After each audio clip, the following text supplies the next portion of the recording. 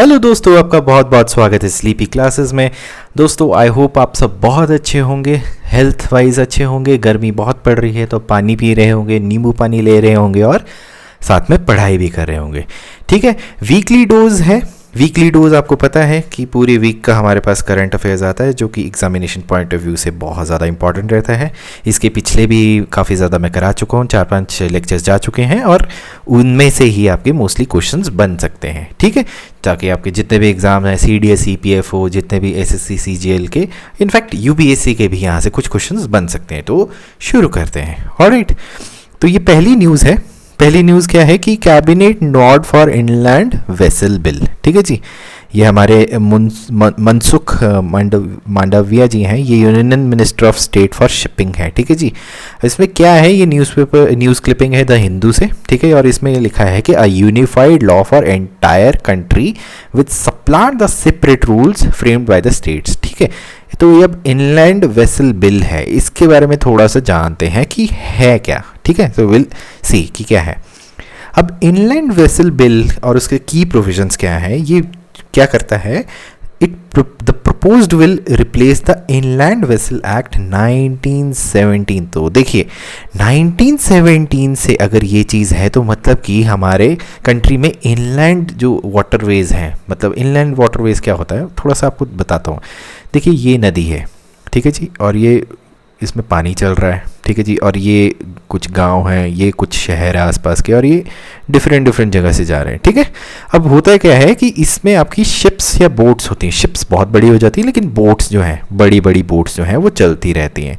ठीक है, ताकि वो कम्यूट कर रहे हैं, यहाँ पे लोग उठा रहे हैं, यहाँ से ले रहे हैं, या फिर आपके जो है माल वगैरह ढुलाई वगैरह भी हो रही है। और ये अभी से नहीं है, बहुत टाइम से। ठीक है जी, हमारा मोड ऑफ ट्रांसपोर्टेशन ये रेलवेज़ वगैरह तो बाद में आया था, ब्रिटिश के टाइम पे आया था, लेकिन ये इनलैंड वाटर जो है ये एंशिएंट टाइम से है। ठीक है जी, तो इसीलिए देखिए आप 1917 का जो है एक्ट बना हुआ है, तो इसकी आप महत्वता समझ सकते हैं। ठीक है, अब रेगुलेशन क्या है, अब बिल जो है वो रेगुलेट करेगा क्या, सेफ्टी, सिक्योरिटी और registration of inland vessels.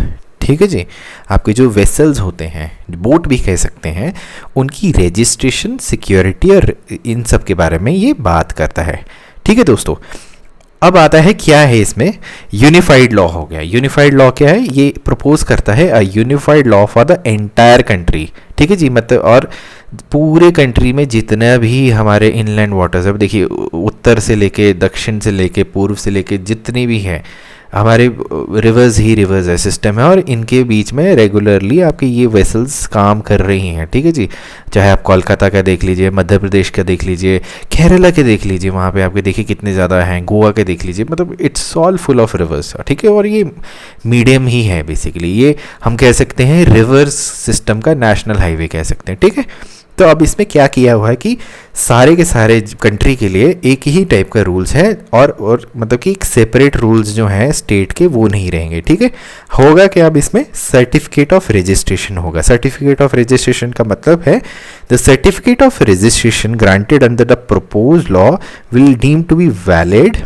In all states and union territories. मतलब कि आपको जो सर्टिफिकेट मिलेगा वो सारे यूनियन स्टेट्स और यूनियन टेरिटरीज के लिए वैलिड रहेगा। ठीक है, फॉर एग्जांपल देखिए कि एग्जांपल लेते हैं कि मध्य प्रदेश में कोई रिवर है। ठीक है जी, कमेंट सेक्शन में बताइए कौन सी रिवर है। ठीक है, सपोज मध्य प्रदेश की कोई रिवर है, यहाँ पे कोई मतलब बाउंड्री पे कोई अपनी वेसल चलाता है और ये किसी दूसरे स्टेट पे घुस रही है। ठीक है, तो अब इसमें कोई आपके स्टेट्स का नहीं रहेगा कि आपकी रजिस्ट्रेशन होगी तो वो वैलिड सारे स्टेट्स और यूनियन टेरिटरीज पे रहेगा। ठीक है जी, there will be no need to seek separate permissions from other states.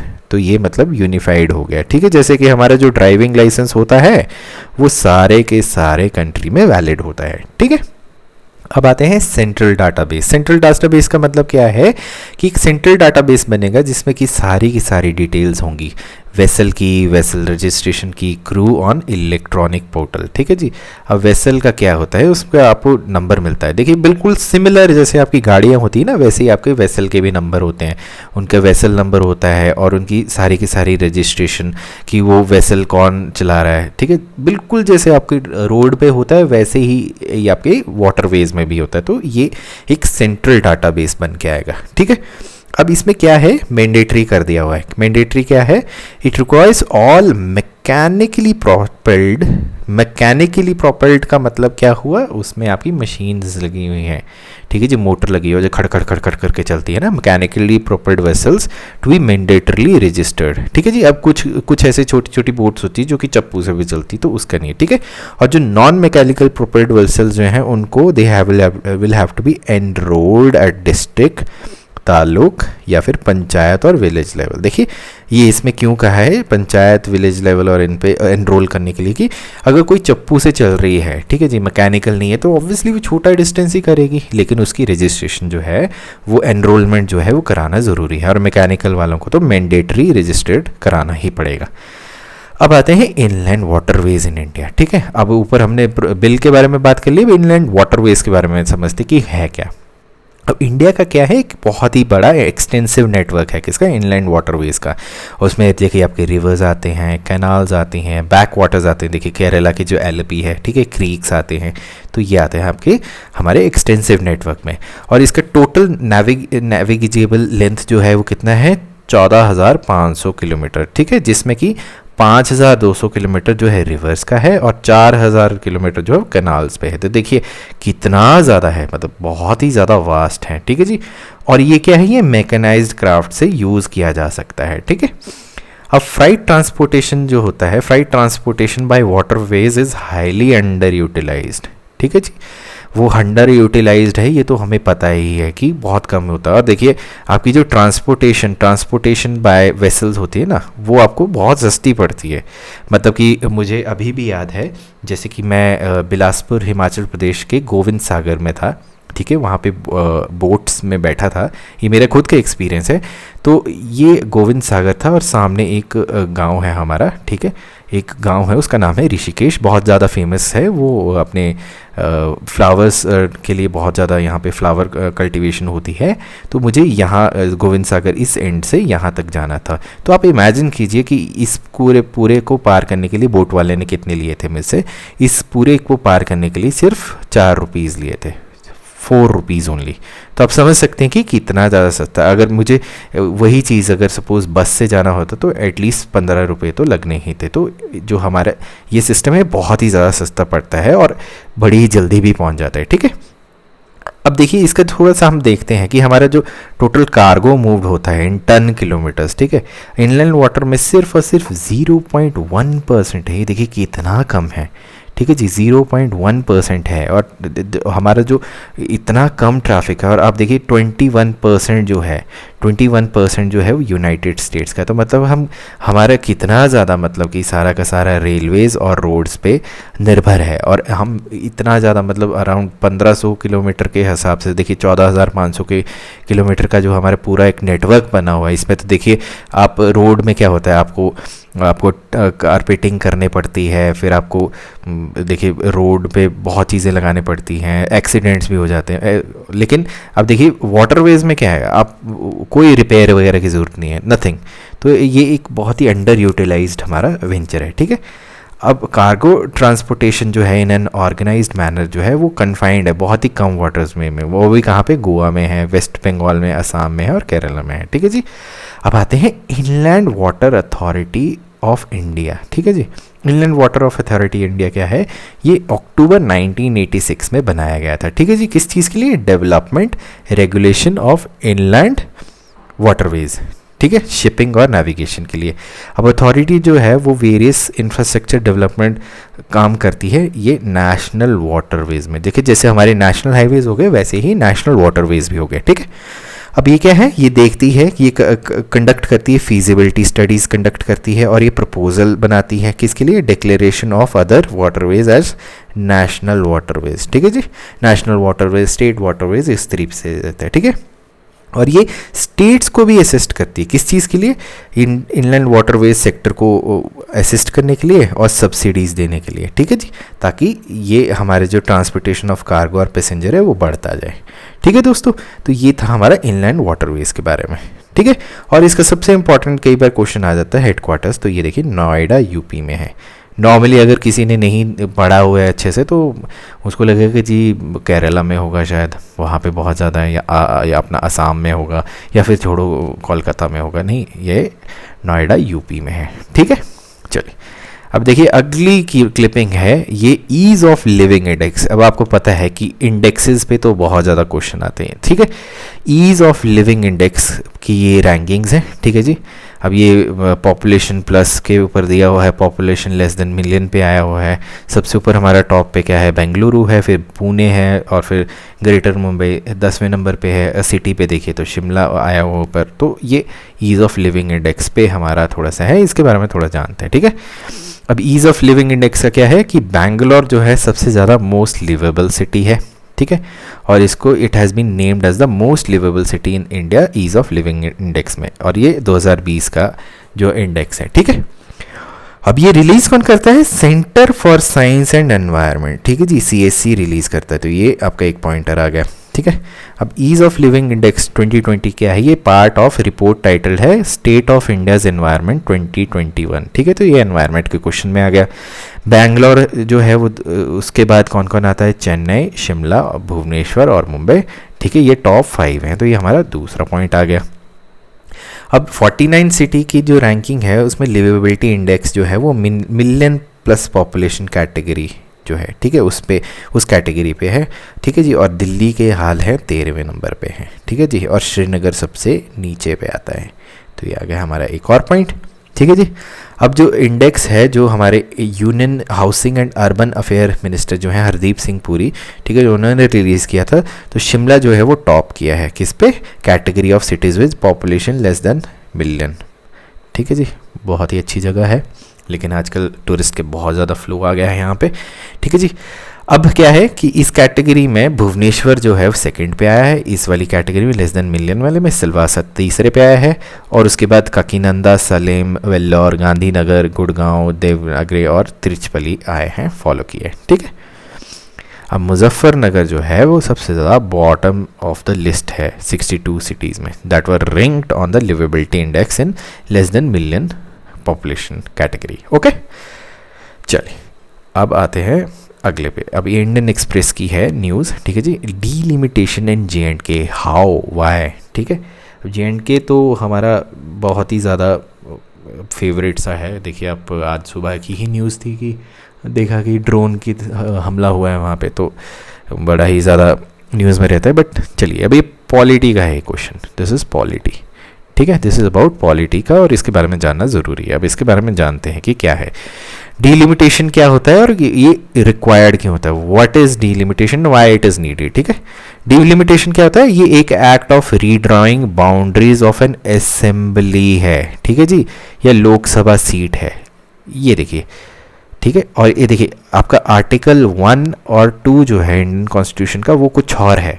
ठीक है, लेकिन डीलिमिटेशन जो है वो रीड्राइंग ऑफ बाउंड्रीज किसकी है, असेंबली और लोकसभा सीट की है। ठीक है जी, किसमें, represent the change in population, मतलब कि this is related to demography, ये डेमोग्राफी और पॉपुलेशन के हिसाब से किया जाता है। ठीक है, अब ये एक्सरसाइज क्या है, ये कौन कंडक्ट करता है, डीलिमिटेशन कमीशन। ये किसके अंडर आता है, इलेक्शन कमीशन के अंडर आता है। ठीक है जी, और जिनके जो ऑर्डर्स हैं, whose orders are have the force to law. ठीक है जी, मतलब कि इनके पास ऑर्डर्स जो हैं वो फोर्स कर सकते हैं इस पर लॉ का, ये एक मतलब कि मानना ही पड़ेगा, और इसको किसी भी क्वेश्चन नहीं किया जा सकता कोर्ट ऑफ लॉ में। तो मतलब कि मेरा वचन ही है सुशासन। ठीक है जी, देवसेना। और जोक्स अपार्ट, अब ऑब्जेक्टिव क्या है, ऑब्जेक्टिव है कि redraw boundaries based on the data of last census. ठीक है जी, लास्ट सेंसस हमारा कब हुआ था, 2011 में हुआ था, 2021 में होना था, लेकिन कोविड की वजह से टल गया। ठीक है, अब ये लास्ट सेंसस के हिसाब से होता है। ठीक है जी, और उसमें क्या होता है कि in a way so that the population of all seat as far as the practicable be the same throughout the state. तो बेसिकली ये देखते हैं। अब डीलिमिटेशन कमीशन का बेसिक क्या होता है, देखिए आपको पता है कि सीट्स जो है रिज़र्व करनी होती हैं, SCs और STs के लिए करनी होती है, और देखना होता है कि जर्नल कौन सी, ओपन कौन सी रखनी है। तो वो डेमोग्राफी के हिसाब से ही देखा जाएगा, ठीक है। कि आप देख सकते हैं 10 साल में किसी भी पर्टिकुलर एरिया की जो है पॉपुलेशन चेंज हो जाती है, ठीक है। और वो टाइम टाइम पे डीलिमिटेशन कमीशन बिठाना पड़ता है कि वो जो आपकी सीट है वो कौन सी रखनी है, ये चीज़। दूसरी चीज़, अगर कोई नया स्टेट बनता है तो आपको तब भी पता है कि पॉपुलेशन जो है वो डिवाइड हो जाती है, तो कमीशन बिठाना कई बार ज़रूरी हो जाता है, ठीक है जी। अब aside from changing the limits of constituency, process में result in change of number of seats in the state. देखिए, आपकी एक तो रिजर्वेशन वाला एक तो इशू आ ही गया, SC ST के लिए करनी है, जनरल के लिए करनी है, वो तो आ ही गया, लेकिन ये नंबर ऑफ सीट्स भी चेंज कर सकता है। फॉर एग्जांपल, अगर किसी एरिया में 12 सीट्स हैं और उनको लगता है कि अभी बाउंड्रीज वगैरह चेंज हुई है, ऑल्टर हुआ है, जो भी हुआ है, वो 12 का 13 भी कर सकते हैं, 13 के 14 भी कर सकते हैं, या घटा भी सकते हैं, मतलब कि चेंज कर सकते हैं। अब JNK के ऊपर आते हैं कि हाउ ऑफन, क्या है कि how often delimitation has been carried out in JNK, कि जम्मू एंड कश्मीर में कितनी बार ये किया जा चुका है, ठीक है। क्योंकि अभी जम्मू एंड कश्मीर के बारे में कर रहे हैं। अब डिलिमिटेशन एक्सरसाइज JNK में पास्ट में जो है वो डिफरेंट रहा है, ठीक है जी। आपको पता है कि यहाँ पे इनका अलग कॉन्स्टिट्यूशन होता था, ठीक है जी। एब्रोगेशन ऑफ 370 से पहले IPC नहीं होती थी, RPC होती थी। RPC stood for Ranbir penal code, ठीक है जी। इंडियन पीनल कोड नहीं होता था, और इनकी सिटीजनशिप भी अलग ही रहती थी, ठीक है। तो वही देखिए कि अगस्त 2009 में स्क्रैप कर दिया था, उससे पहले डीलिमिटेशन एक्सरसाइज जो है वो डिफरेंट रहती थी, ठीक है। अंटिल देन क्या होता था, delimitation of Lok Sabha in JNK was governed by the constitution of India, ठीक है जी। But the delimitation of state of assembly seat was governed bye Jammu and Kashmir constitution and Jammu and Kashmir representation of people act. अब देखिए, हमारा representation of people act 1951 use होता है, यहाँ पे इनका 1957 इनका खुद का है, ठीक है जी। तो ये डिफरेंस आ गया कि सब कुछ ही इनका खुद का ही कॉन्स्टिट्यूशन था, ठीक है जी। अब क्या हुआ, असेंबली सीट जो है JNK में वो डिलिमिटेड कब कब हुई थी, 1963, 1973 और 1995 में हुई थी, ठीक है जी। और लास्ट एक्सरसाइज जो किसने कंडक्ट करी थी, ये हमारे रिटायर्ड जस्टिस हैं KK गुप्ता, इनके कमीशन ने की थी। जब कब हुई थी, प्रेसिडेंट रूल का अंडर चल रहा था, ठीक है जी। प्रेसिडेंट रूल चल रहा था हमारे JNK में, जो कि 1981 सेंसस के हिसाब से हुआ था, ठीक है जी। और उसके बेसिस पे 1996 के इलेक्शंस हुए थे, ठीक है। अब क्या है कि there was no census in state in 1991 and no delimitation was set up by the state government after 2001 census, ठीक है।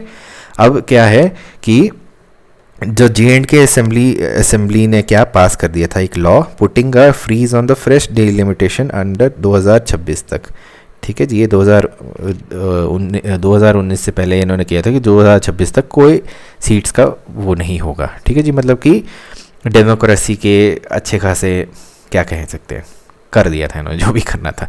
एनीवे, अब क्या हुआ कि ये जो है ये फ्रीज जो लगा था ये सुप्रीम कोर्ट ने अपहोल्ड कर दिया था, ठीक है। ये कॉन्स्टिट्यूशनल था। और JNK असेंबली उस टाइम पे क्या है, उसके पास 87 सीट्स थी, 46 कश्मीर में थी, 37 जम्मू में थी और 4 लद्दाख में थी, ठीक है। और 24 जो थी मोर सीट्स जो थी वो रिजर्व करी थी पाकिस्तान ऑक्यूपाइड कश्मीर में, ठीक है जी। तो मतलब कि देखिए, मतलब क्या ही बोले, मैं I can't even comment on it, ठीक है। अब ये इस फ्रीज की वजह से क्या था कि some political parties argue has created an inequity in Jammu region. Obviously देखिए, आप कश्मीर का आपने ज़्यादा रख दिया, जम्मू में कम रखा है, तो whosoever is taking more in seats in Kashmir वो डेफिनेटली विनर है। और फिर JNK, you know how the politics है, मतलब अगर आप पढ़ रहे होंगे तो this is not a platform for me to discuss this, मतलब सम अदर डे, अभी थोड़ा न्यूज़ पे आता है, ठीक है। अब ये न्यूज़ में क्यों है फिर से, ठीक है जी। अब ये देखिए 2019 में एब्रोगेशन हो गया JNK का, ठीक है जी, 370 हट गया, ठीक है जी। तो अब क्या हुआ कि अब इसकी जो डिलिमिटेशन होगी वो इंडियन कॉन्स्टिट्यूशन के हिसाब से होगी। अब मार्च 6, 2020 में क्या है, गवर्नमेंट ने सेटअप किया डिलिमिटेशन कमीशन, किसके अंडर, रिटायर्ड सुप्रीम कोर्ट जज रंजना प्रकाश देसाई जी के अंडर किया, ठीक है जी। जो इनको टास्क दिया था कि डिलिमिटेशन जो है JNK की 1 साल के अंदर करनी है, ठीक है। और Jammu and Kashmir reorganisation bill के अंतर्गत क्या हुआ था कि the number of seats in JNK जो है वो 107 से 114 पे हो जानी थी, ठीक है जी, जिससे कि जम्मू रीजन को फ़ायदा मिलेगा। ऑब्वियसली अगर डेमोग्राफी पे देखिए जम्मू रीजन को फ़ायदा मिलेगा तो mostly it is mostly populated with Hindus, तो वो आपको पता ही है कि रिलीजन और कास्ट फैक्टर कितना ज़्यादा महत्व रखता है हमारे कंट्री की डेमोक्रेसी उसमें, ठीक है। चलिए अगला न्यूज़ है India smart city award 2020, UP best smart city state, Surat Indore best cities, ठीक है जी। तो अब ये आया है, इसके बारे में जानते हैं। ओके, अब सेंटर ने क्या है, full list of smart city award कर दिया 2020 की, ठीक है जी। सेंट्रल गवर्नमेंट ने डिक्लेयर किया है स्मार्ट सिटी अवार्ड 2020, जिसमें कि इंदौर जो है मध्य प्रदेश में और सूरत जो गुजरात में, उन्होंने अवार्ड जीते हैं जॉइंटली, किसके लिए, ओवरऑल डेवलपमेंट के लिए। और उत्तर प्रदेश जो है वो टॉप पे आया है सब स्टेट्स में, फॉलोड बाय मध्य प्रदेश और तमिलनाडु, किसके अंतर्गत, स्मार्ट सिटी अवार्ड 2020, ठीक है। अब क्या है कि according to centre total propose project under smart city mission 5924 projects हैं, जो कि 115% बाय नंबर हैं, ठीक है जी। इसकी वर्थ कितनी है, 1,78,500 करोड़, ठीक है जी। ये टेंडर हो चुके हैं, ठीक है जी। और जो वर्क ऑर्डर जो हैं वो इशू किए हैं 5236 प्रोजेक्ट्स का है, जो कि 101% है बाय नंबर, और कितना है इसका, 146,125 करोड़ हैं, ठीक है। ये जस्ट इन्फॉर्मेशन है, रटने की ज़रूरत नहीं है, ठीक है। अब list of winning smart city under different categories में देखते हैं, ठीक है। इसको आप देखिए, मेरे मोस्टली लेक्चर्स में होता है कि इस टाइप के क्वेश्चंस आते हैं तो बहुत ज़्यादा इन्फॉर्मेशन होती है, बट यू नो इट कि क्वेश्चन यहीं से ही आएंगे, आते हैं और गारंटीड है, ठीक है। तो अब देखते हैं सोशल एस्पेक्ट्स में कौन है। तिरुपति को हमने किस पे दिया है, हेल्थ बेंचमार्क और म्यूनिसिपल स्कूल्स के लिए दिया हुआ है। भुवनेश्वर को सोशली स्मार्ट भुवनेश्वर के लिए किया हुआ है। तुमाकुरु जो है उसको डिजिटल लाइब्रेरी सॉल्यूशन के लिए दिया हुआ है, ठीक है। गवर्नेंस पे आते हैं तो वडोदरा को GIS के लिए दिया हुआ है, थाने को DG थाने के लिए दिया हुआ है, भुवनेश्वर को ME ऐप के लिए दिया हुआ है, ठीक है जी। हर स्मार्ट सिटी में डिफरेंट चीज़ें हुई हैं, उसके हिसाब से मिला हुआ है, ठीक है। अब आते हैं कल्चर पे। कल्चर में किसको मिला हुआ है, इंदौर को मिला हुआ है कंजर्वेशन ऑफ हेरिटेज के लिए। फिर चंडीगढ़ को कैपिटल कॉम्प्लेक्स और हेरिटेज प्रोजेक्ट के लिए मिला है। ग्वालियर को डिजिटल म्यूजियम के लिए मिला हुआ है।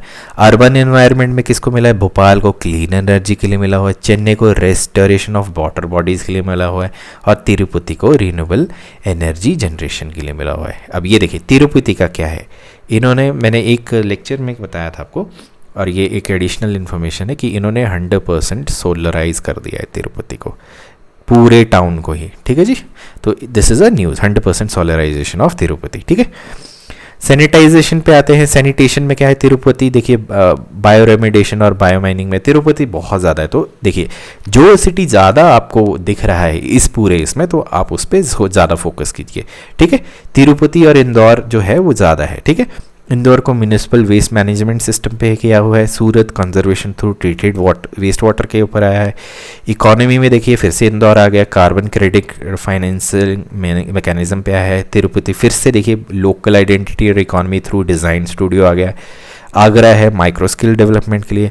अब बिल्ट के लिए क्या है, बिल्ट एनवायरनमेंट के लिए 56 दुकान के लिए इंदौर आ गया है। फिर आपका सूरत आ गया है। तो देखिए आप देखिए आपका इंदौर, तिरुपति और आपका सूरत, ये तो छा गए, ये तीन जो हैं छा गए। तो आपको फोकस इस पूरे इंडेक्स से इन तीन पे तो होना ही होना चाहिए, इनको तो भूलना ही नहीं है, ठीक है।